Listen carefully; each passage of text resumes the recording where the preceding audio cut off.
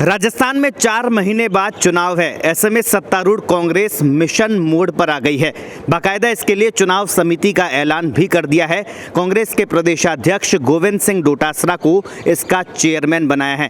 आपको बता दें, इस समिति में 29 प्रमुख लोगों को जगह मिली है। मुख्यमंत्री अशोक गहलोत, सचिन पायलट भी इस सूची में, इस समिति में, इस लिस्ट में इनके नाम दिख रहे हैं। तो इस 29 सदस्यीय समिति में क्या इसका रोल रहेगा, किस समिति से क्या क्या फैसले होने वाले हैं और इसका चुनाव पर कांग्रेस के रणनीति पर कितना असर होगा, इस बारे में चर्चा के लिए, इसका पूरा एनालिसिस करने के लिए हमारे साथ में वरिष्ठ पत्रकार, राजनीतिक विश्लेषक हरीश पाराशर जी हैं। पाराशर जी, 29 लोगों की जो समिति बनाई है, किस तरह से आप देखते हैं इसको?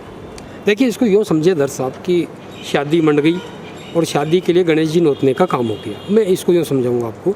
और ये एक प्रारंभिक कार्यवाही है किसी भी राजनीतिक दल की कि वो एक कमेटी बना देती है कि भाई हमारे चुनाव की देखरेख ये लोग करेंगे।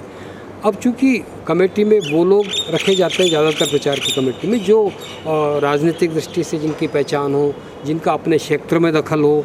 तो इसमें आपने देखा होगा पूरी सूची के अंदर ज़्यादातर लोग मंत्री हैं। अशोक गहलोत मंत्रिमंडल के सदस्य हैं, सचिन पायलट भी इसके अंदर हैं, प्रदेश कांग्रेस अध्यक्ष डोटासरा को इस कमेटी का संयोजक बनाया गया है। लेकिन इसको आप ये मानिए कि बहुत बड़ी कमेटी नहीं है, केवल ये पूरे प्रदेश कांग्रेस की चुनाव प्रचार को देख रेख करने वाली कमेटी होगी सामान्य रूप से। लेकिन इसके बाद चुनाव कैंपेन कमेटी बनेगी, इसके बाद चुनाव प्रबंधन समिति बनेगी, चुनाव प्रचार समिति बनेगी। अभी तो कई कमेटियां बननी है। तो मैंने आपको शुरू में कहा ना कि ये जो कमेटी बनी है वो सिर्फ इस तरह की है कि भी प्रदेश कांग्रेस स्तर पर अगर कोई बड़े नेता होंगे तो वो किस तरह से किन किन लोगों को रखा जाएगा। आपने देखा होगा तमाम मंत्री इसके अंदर है। पूरी 29 लोगों की में 19 से ज़्यादा, 19 के करीब मान लीजिए आप, जो मुख्यमंत्री समेत मंत्रिमंडल के सदस्य हैं। फिर जो केंद्रीय पदाधिकारी हैं, जितेंद्र सिंह जैसे लोग हैं, और फिर रघुवीर सिंह मीना भी इसके अंदर हैं जो उसमें रखते हैं, जो ललित तूनवाल जो संगठन महामंत्री बनाए गए हैं वो भी इसके सदस्य हैं। तो ये एक प्रारंभिक कमेटी है। लेकिन हाँ, ये ज़रूर आप इसको इस छाया में देख सकते हो कि इस पूरी कमेटी में अशोक गहलोत या गोविंद सिंह डोटासरा के खेमे से जुड़े लोग ज़्यादा हैं, सचिन पायलट के खेमे से जुड़े लोग कम हैं जी। तो मुझे लगता है कि अब इसको यूँ समझे अपन कि अभी जो धीरे धीरे कमेटियां बनेगी, दूसरी कमेटियां भी बनेगी। अभी बीजेपी भी अपनी कमेटी बनाएगी, कांग्रेस भी अपनी कमेटी बनाएगी। तो यूँ समझिए आपकी ये एक तरह से रणनीति की प्रारंभिक शुरुआत है कि आपने एक मोर्चा बना लिया है, आपने एक फॉर्म बना लिया है कि ये जो लोग हैं, ये हमारे पदाधिकारी हैं जो चुनाव के अभियान को, चुनाव के प्रचार को देखेंगे। चुनाव कमेटी ही है ये, चुनाव कैंपेन कमेटी भी नहीं है, चुनाव प्रचार समिति भी नहीं है। ये सिर्फ चुनाव कमेटी है जो सीधे सीधे कोई भी ऑर्गेनाइजेशन जब कोई बड़ी इवेंट होती है तो उसके अंदर अपने बड़े लोगों का, अपने सीनियर लोगों का एक फॉरम बनाती है। तो इसको आप उस फॉरम के रूप में समझिए जी। हरीश जी, लेकिन इसमें जो उदयपुर में कांग्रेस का संकल्प शिविर हुआ था उसमें तय हुआ था एक व्यक्ति एक पद का सिद्धांत। लेकिन क्योंकि गोविंद सिंह डोटासरा को इसका चेयरमैन बनाया है, यहाँ ये सिद्धांत लागू होता हुआ नजर नहीं आ रहा। नहीं, इसमें देखिए इस सिद्धांत का सवाल इसलिए नहीं आता कि ये चूँकि जिम्मेदारी किसको दी जाएगी, या तो मंत्रियों को दी जाएगी या पदाधिकारियों को दी जाएगी। तो नेचुरली उनके पास या तो मंत्री का दायित्व रहेगा या पद का रहेगा कोई न कोई। तो यहाँ उस सिद्धांत की हम बात नहीं करें। लेकिन यहाँ आप सिर्फ ये बात कर सकते हो कि हमें जो भी नेता हैं वो कहीं ऐसा तो नहीं है कि एक ही क्षेत्र से जुड़े लोग हों। जैसे अब आप इसमें ये देखिए, जो ये महत्वपूर्ण बात इसमें नज़र आई कि मंत्री शांति धारीवाल का इसमें नाम नहीं है, या मंत्री महेश जोशी का इसमें नाम नहीं है।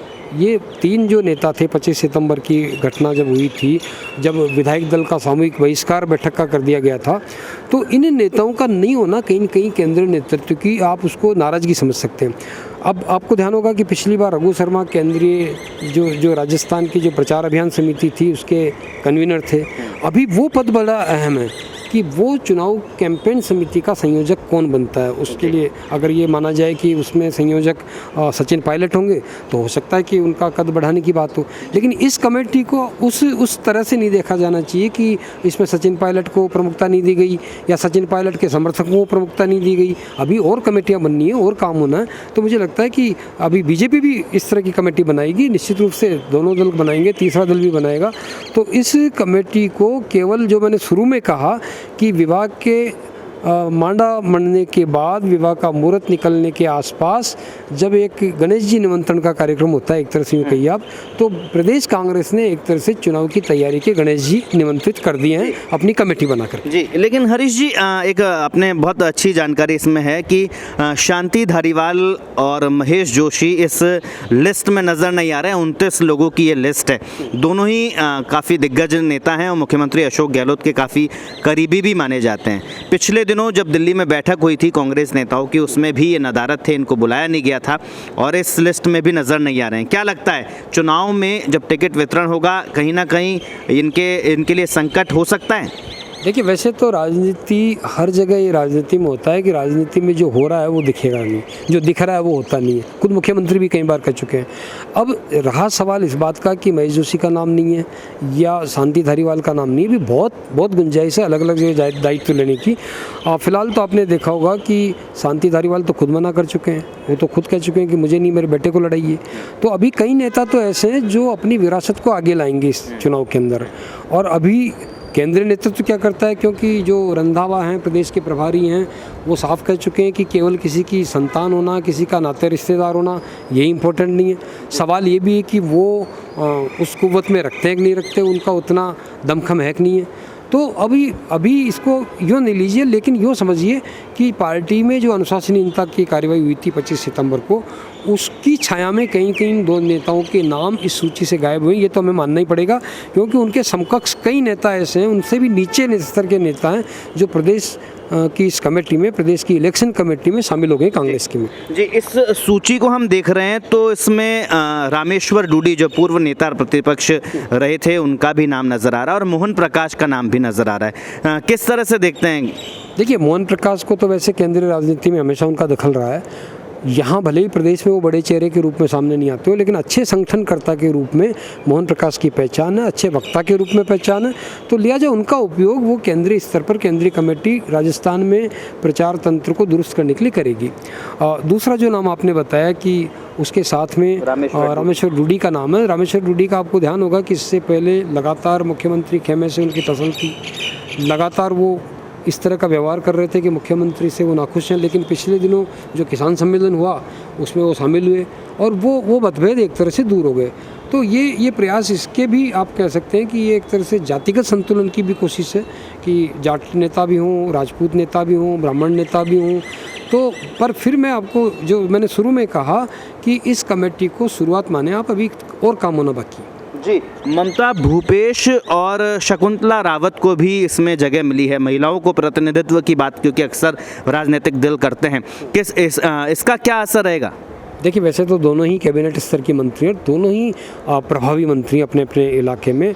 ममता भूपेश का दौसा क्षेत्र में, बांदीकुई में जो उसका चुनाव क्षेत्र सिकराई, वहाँ पर तमाम जगह उनका दखल है। और वो जातिगत रूप से भी मान लो अनुसूचित जाति फैक्टर को भी देखें तो भी लिया है, और जो गुजर वोट बैंक है उसके हिसाब से शकुंतला रावत को लिया है। लेकिन इसमें यूँ भी समझना चाहिए कि महिला नेत्रियों को ला करके ये भी संदेश देने की कोशिश की है कि हम पूरी कमेटी में हम महिलाओं को भी आगे रखेंगे। हालांकि संख्या कम है, 29 के मुकाबले 2 है, तो काफ़ी कम है महिलाओं की संख्या इस कमेटी में। लेकिन और जो कमेटी आएंगी, हो सकता है कि नेतृत्व जो है उसमें और महिलाओं को शामिल करें, क्योंकि अभी जो मुझे पूरी लिस्ट में देखने में आया इस प्रारंभिक सूची में, उसमें जिस यूथ की बात कर रही है पार्टी, जिस यूथ को आगे लाने की बात कर रही है, वो यूथ नदारत है जी। एक भी यूथ इसके अंदर जो नहीं है जिसको आप कह सको कि युवाओं के प्रतिनिधि। आप रघुवीर मीणा, नीरज डांगी जैसे लोगों को जोड़ लें भले ही, लेकिन वो अब युवाओं के प्रतिनिधि नहीं है, वो अब वरिष्ठता क्रम में आ गए जी। हरीश जी, क्योंकि इस पूरी सूची को हम देख रहे हैं तो 29 जो हैं वो लोगों में अधिकतर जो हैं वो गहलोत सरकार में मंत्री हैं, लेकिन इसमें देखें राज्यसभा सदस्य नीरज डांगी का नाम है, धीरज गुजर का नाम है, जुबेर खान का नाम है। तो ये किस तरह से इनको आप देखते हैं? आप अगर इसको इस नज़रिए से देखें कि तीनों नाम कौन हैं, तो तीनों नाम निश्चित रूप से मुख्यमंत्री अशोक गहलोत के खेमे के हैं। पहली चीज़, जुबेर खान का अपना दखल है, वो राहुल गांधी के नज़दीक भी हैं। नीरज डांगी मुख्यमंत्री के विश्वस्त खास सिपहसालारों में हैं। जितेंद्र सिंह जो कि राष्ट्रीय महामंत्री हैं, अलवर की राजनीति से आते हैं, और देर सबेर कहीं न कहीं उनका नाम कभी कभी उछल करके मुख्यमंत्री के नाम के लिए भी आता है राजस्थान में। तो ये सारे नाम जातिगत समीकरण तो आप कह ही दीजिए, लेकिन एक राजनीतिक दृष्टि से जो पहचान है इन लोगों की, उस दिशा से भी मुझे लगता है इस कमेटी में इनको रखा गया होगा। लेकिन कई बार जो हम बार बार सोचते हैं कि भाई आखिर में ये पार्टी बात करती है यूथ की, पार्टी कहती है हम युवाओं को आगे लाएंगे, लेकिन इस पार्टी की जब कमेटियों का गठन होता है तो ज़्यादातर ऐसी चीज़ें नज़र रहती है जी। क्योंकि देखिए चुनाव कमेटी में अगर नाम है आपका तो निश्चित रूप से आप जो आपका टिकट वितरण होगा उसमें भी कहीं न कहीं योगदान रहेगा, तो वो चीज़ें भी सोचने की बात है। हरीश जी, आखिरी सवाल, क्योंकि 29 लोग हैं, मुख्यमंत्री इसमें हैं, सचिन पायलट इसमें है, अगर क्योंकि कांग्रेस कितना ही कह ले कि वो एकजुट हो गए, लेकिन जिस तरह से इनकी अदावत थी साफ पूरी जनता जानती है, इस 29 लोगों में किसकी चली, अपन ये क्या कहेंगे? देखिए, मैंने आप शुरू में कहा कि इस कमेटी को आप बहुत महत्वपूर्ण नहीं भी माने, क्योंकि ये कमेटी है प्रारंभिक कमेटी, और चली तो सूची को देख करके तो आप मान सकते हैं कि गोविंद सिंह डोटासरा और अशोक गहलोत के समर्थक इसके अंदर हैं। लेकिन ये कमेटी क्योंकि इतनी महत्वपूर्ण नहीं है जिसको हम बहुत ज़्यादा तवज्जो दें, जिसके बारे में सोचें कि यहाँ चलिए या नहीं चलिए, अभी जो मुख्य कमेटी बनेगी, जो कैंपेन कमेटी बनेगी, जो कमेटी बनेगी आपकी प्रचार को लेके बनेगी, चुनाव प्रबंधन को लेके बनेगी, उन कमेटियों में कौन रहता है वो ज़्यादा आकलन का विषय होगा। जी, तो निश्चित तौर पर 29 लोगों की एक प्रारंभिक कमेटी जो है कांग्रेस ने बनाई है, चुनाव समिति इसका नाम दिया है, गोविंद सिंह डोटासरा को इसका चेयरमैन बनाया। 29 लोग हैं, मुख्यमंत्री इसमें है, सचिन पायलट इसमें है, और गहलोत कैबिनेट के कई मंत्री इसमें हैं।